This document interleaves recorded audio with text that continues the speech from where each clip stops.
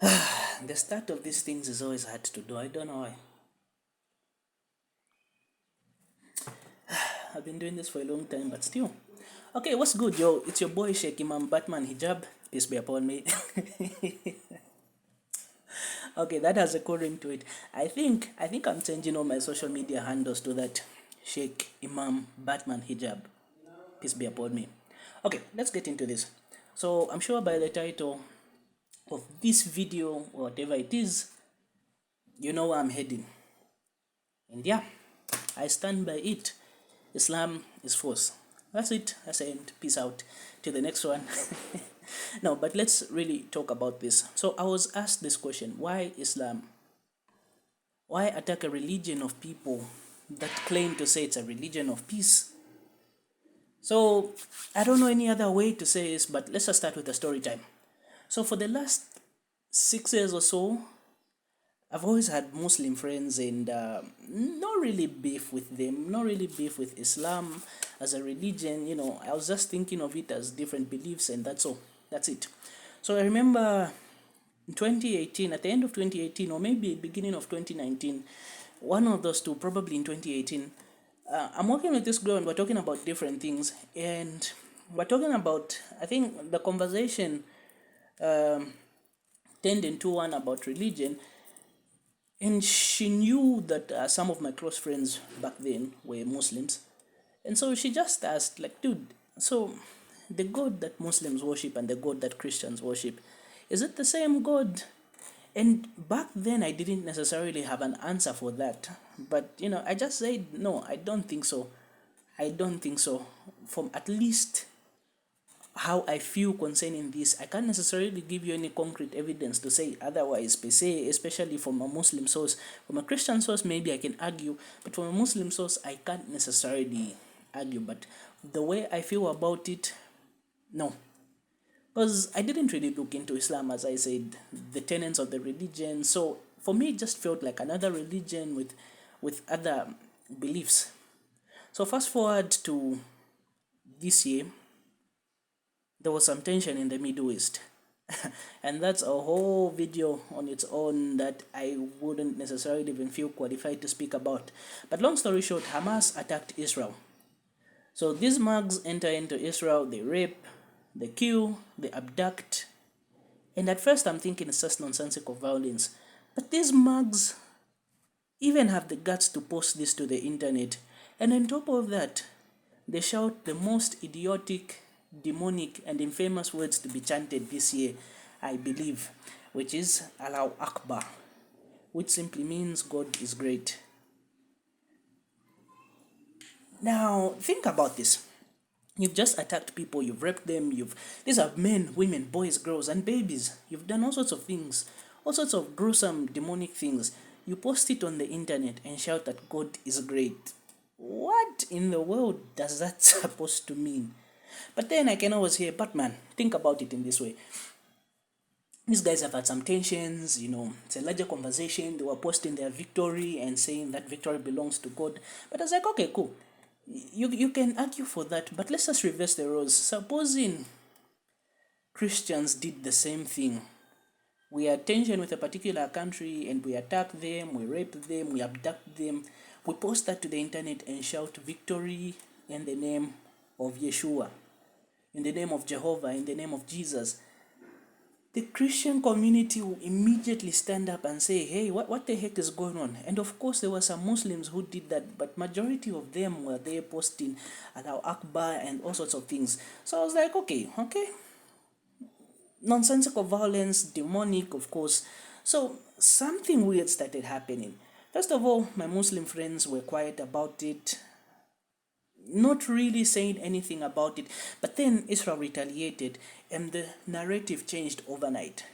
It was from this victory that Hamas have done to Israel are the bad guys for retaliating and all sorts of things. Again, I don't necessarily want to get deep into this. So I put my foot down when I noticed two posts by my Muslim friends. One said maybe Hitler wasn't a bad guy. The other one was maybe now people will understand what Hitler did and why he did what he did. And I was like, my goodness, dude, those are straight on demonic. Nothing else. That's just demonic. So it got me thinking, like, for a religion that claims it is a religion of peace, majority of what we're seeing in the world today is opposite to that. You know, you're not giving any sufficient evidence for the claims that you make that Islam is a religion of peace. Now, again, I can hear the conversation, but man, every religion has got extremists, and that's okay. That's fine. I can always get behind that. So, what are the two biggest religions in the world? Number one is Christianity, number two is Islam. So, in one corner, you have Christianity, and let's say they have this cheerleader, we have this cheerleader. The whole tenets of Christianity is centered around the life, the death, resurrection, and the claims that one man made, Jesus Christ. If you can disprove that, you can throw Christianity into the bin. In the other hand, in the other corner, we have this man who Muslims will say was the best of men. He empowered women. Model your life around this man named Muhammad. So I was like, okay, the best way I can do this is not by looking at the extremists of people. Let me look at this one man named Muhammad. Let me look through the hadiths, which are basically writings about the things Muhammad did, his sayings, and the like, to try to understand the core teachings of this religion. I think that's only fair. That's only fair. I will not criticize Christianity by looking at Christians. I'll look at the source, and at the same time, I will not criticize Islam by looking at the people, but look at one center figure that was there. Now, here's one thing I feel Christians really need to take note of. Christians are not really taught these two things, apologetics and polemics. So hopefully, if I post some more of these things, these are certain things that we can look into it.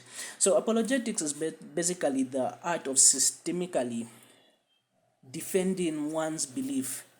Whilst the opposite is true, for polemics, you are attacking one's belief. And the funny part is, Muslims are taught how to defend Islam, Islamic apologetics, and how to attack Christianity, Christian polemics. You'll hear all sorts of things. Christianity has been corrupted. Christianity is a religion of Paul. You'll hear all sorts of things. And if it's your first time as a Christian having a back and forth, it's really disappointing. I said earlier on that my close friends, especially in my first year of med school, was this Muslim dude. I remember, I don't know how, but I remember seeing a video by this one Muslim scholar. I think his name is Zakanaik. And I saw him mopping the floor with this Christian dude. And I was like, whoa, whoa. If that Muslim can do that to Christians, I don't think I'm yet ready to talk about any of these things. So, for Christians, two things. Let's go and start from the Bible. So, in Matthew 16, from like verse 13 to 20, somewhere there, we see Jesus with his disciples. So, they be chilling around, and Jesus is like, all right, guys, I know that word about who I am has been spreading throughout the land. You guys have been in the streets. So tell me, what are mugs saying about me? Who did I say that I am? So they respond to him, no, some say you're John the Baptist. Others be saying you be Elijah, Jeremiah, or some other prophet dude. I don't know. So I was like, okay, cool. We're moving on the right track. But here's something more important. Who do you say that I am? And Peter responds, you're the Christ, you're the Son of the living God, and those sorts of things. And it's like, whoa, my dude. Flesh and blood did not reveal this to you. This is from heaven. On this rock I shall build my church. Now, of course, Peter later on becomes an influential leader in the early church. But above that, the early church was propagated by this ragtag group of folk who held on to that truth of who is Jesus, who is God to you, and who has he revealed himself to be. Here's one thing, with the spontaneity and ugliness of life, it really becomes worthwhile that you have a foundation into what it is you believe in, what it is you believe. So think about it. I'm sure you've heard of so many stories of where something just huge or tragic happens and it leads to mugs becoming atheists. One thing I could never really comprehend whenever I'm in the hospital doing my clinical rotations, is I see these mothers with kids, patients, cancer patients, and like, my goodness, even me as a medical student, I don't have hope for this child just by like a first glance, a first look into it. And you get to speak to this mother, and she tells you, as you're speaking to her, you get to see that religion really does hold a huge foundation, giving life much more meaning. Here's the truth: the God in Islam isn't one that walks with you in the cool of the day. He's not one who's asking you, who do you say that I am? Who am I to you? And this is why I know this is the same truth in Christianity, but this is why a huge chunk of ex Muslims end up as atheists. And anything that is spelled as God is pronounced as evil. So, a take home thing to say here is that, you know, you are supposed to have that personal encounter of who is God, who do you say he is, and who is he in your life. So the second thing is coming from 1 Peter 3:15, a famous verse, I'm sure, and it basically says, always be ready to give a defense as to why you believe in what you believe in. So the word defense there is coming from the root word apologia, where we get apologetics, the art of defending your beliefs. And so ultimately, the core tenets of Christianity is the life, the death, the resurrection, and the claims that this man made. So if you can prove that there's insignificant evidence for all these things, like I previously said, you can throw Christianity in the garbage. But of course, there are smarter people who've come before me who've made and proved those claims medically speaking. They've proved that crucifixion did happen and all sorts of things. And honestly, that's a cool thing that I'd like to talk about in another video. I saw this one video of a man talking about, I think he's a doctor. He was talking about the whole process of Jesus being crucified and what was to happen to his body. So here's the kicker, boys and girls. Islam makes a huge claim about Jesus. Firstly, it does say he was born of a virgin, Mariam or Mary, but it makes this huge claim. So firstly, Jesus was a Muslim. All prophets were Muslims. He was never crucified. That's another, and you see, that's one already hitting at Christianity. This man was never crucified.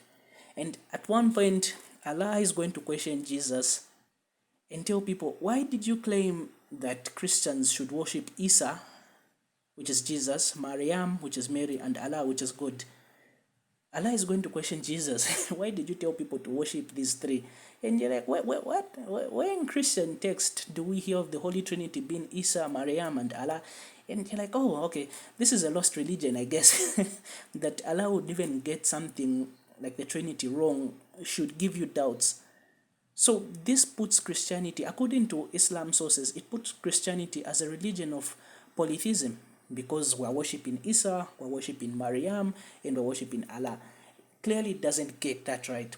And it also makes the same claims about Judaism, to say that they worship Ezra as the son of God. And you're like, okay. Okay, so we'll go through a couple of these claims in the next coming episode. Again, this is just a plot. And lastly, before I sign out, so a couple of weeks now, as a point of making this recording, I started posting some surahs and hadiths. And I boldly came out with the conclusion by saying the teachings of Muhammad and Allah are playing out demonic and dangerous. And I expected that to put me in some heat. It did. I expected it for my Muslim friends. What I didn't expect, however, was the heat coming from my Christian friends. This just struck me. I didn't expect it in that sense. So here I would just say it, ladies and gentlemen, it is not a sin to call out the biggest false prophet the world has ever known. It is not a sin to do that. Quite frankly, I would rather people did that more often than shy about it. I think this timidness towards Christianity is like, We see there's this mug, Sia one, clearly a false prophet. And you hear Christians say, no, let's just focus on preaching the gospel. Don't call out other members of the body. Other members of the body, this man is clearly a witch doctor of some sort. But there's that timid nature of we're just supposed to be for peace and the like. And it's at the cost of Christianity itself. I'm like, what? What version of the Bible are Marx reading? People are constantly called out for wrong teachings. But anyway, need I digress. So, I had this issue with my Christian friends. A couple of them called me out and said, hey, dude, you're being too harsh. There has to be a better way to all of this. Find a more loving way, find a more caring way. This is not like Jesus. This is not the Jesus that. I'm like, my goodness, what the heck is going on? I don't know what Jesus Marx be reading. But yes, Jesus was gentle, but at the same time, he did rise up with a holy anger, turning tables. The Jesus we read about in the Bible was one who just got fed up with Marx and said, you are sons of the devil. He rebuked Marx like just openly there. And we have this kind of timid nature, us as Christians, no, don't necessarily do this. These Marx at the same time are being told that Christians belong in hell. Christians belong in hell. They're being taught Christian polemics. It's pretty shallow. When you get to talk to Muslims, you get to find that it's pretty shallow. Their beef with Christians is nothing really philosophical. But they're being taught that. And then when a Christian comes out by doing, like, I have to make some of this known, you're like, no, I think you shouldn't do this. Here's the problem that's there sometimes. So the other day, I saw Mr. Kasonde, some politician, he said something that really surprised me. So he just comes out plainly and is like, where is the church when all this nonsense is happening in Zambia, in Zambian politics? Where is the church? And I was like, oh, okay, wow. Now, of course, I do know there are so many Christians that are speaking about certain things happening in Zambia currently. But for a politician to come out in frustration and say, guys, you guys are not doing what you're supposed to do, it should really be a wake-up call. Like, I don't know if it was a month or two ago, we heard of Zambia saying, we heard that there'll be a strip club that will be opened, the first strip club in Zambia. And it was mostly just jokes, people making memes about it and the like. And a couple of days later, we see, different politicians in our current government, like saying there's nothing wrong with homosexuality and something like that. And now our MPs are battling out in parliament saying, hey, what the heck is going on? And where the heck is the church when all these things are happening? No, let's not, be in politics. Let's just focus on the gospel at the expense of Zambian morals. 50 years from now, it will be a different place if the church continues being, this timid place where certain topics are just too dirty to talk about. And we're just willingly handing over Zambia to the devil. I'm like, what the heck is going on? What the heck is going on? So I'm there posting some hadiths and Marx are like, no, do, this is not Christian. I'm like, these sources are clearly blaspheming Christianity. I don't know the type of Christianity that you are subscribing to, but I think now's not the time to just keep quiet and just say, let these Marx believe. And here's again the paradox of all this. So I have my Muslim friends pissed off, some cussing at me. I have my some Christian friends saying there should be a better way. Then I have this one mug who's read the Quran and is aware to some of the things about Islam. And he just tells me, dude, you are being too soft on these mugs. You of all people know what these teachings can do and what it can lead to a society. You're being too soft on these people. It seems as if it's just a fairy tale what you're saying. But there are countries out right now that are living out Sharia law and fully Islamic nations. And look at what the heck is going on in the world right now. So it's like some paradox thing.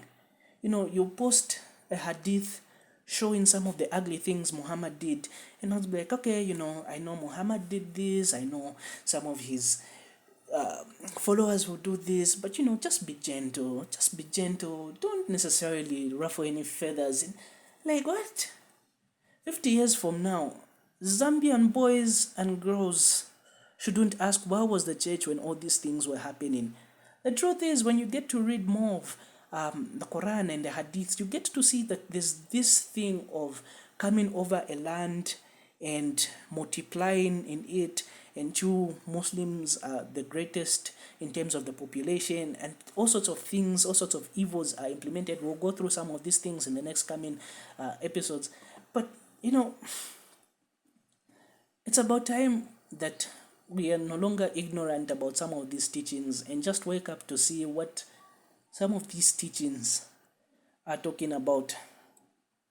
I know we're told to be peaceful and those sorts of things, but at the same time, there's a greater evil. Our beef is not with Muslims. It's about,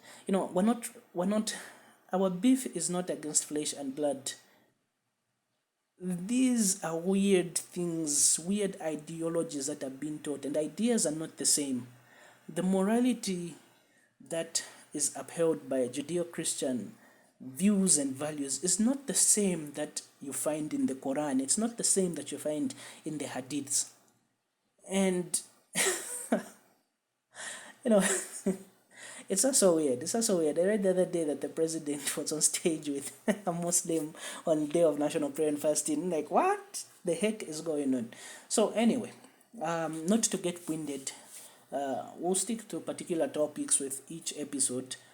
For now, this has been your boy, Sheikh Imam Batman Hijab. Peace be upon me. Okay, this is 21 minutes. I'm out, yo. Read your Bible and stay away from Islam. Peace.